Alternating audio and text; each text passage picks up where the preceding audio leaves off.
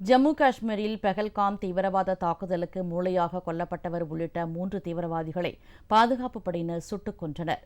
காஷ்மீர் தலைநகர் ஸ்ரீநகரை அடுத்த மகாதேவ் மலை பகுதியில் ஆபரேஷன் மகாதேவ் என்ற பெயரில் தீவிரவாதிகள் தேடுதல் வேட்டையில் ராணுவம் ஈடுபட்டுள்ளது.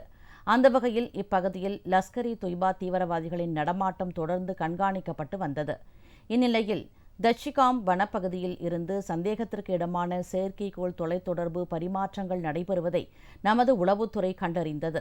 மேலும் அப்பகுதியில் விரவாதிகள் பதுங்கியிருப்பதும் தெரியவந்தது. இதையடுத்து காஷ்மீர் போலீசாரும் ராணுவத்தினரும் இணைந்து அந்த பகுதியை சுற்றி வளைத்தனர். அவர்கள் மீது தீவிரவாதிகள் துப்பாக்கியால் சுடத் தொடங்கினர். இதையடுத்து அதிரடி தாக்குதலில் இறங்கிய ராணுவம் சிறிய போராட்டத்திற்கு பிறகு 3 தீவிரவாதிகளையும் சுட்டுக் கொன்றது.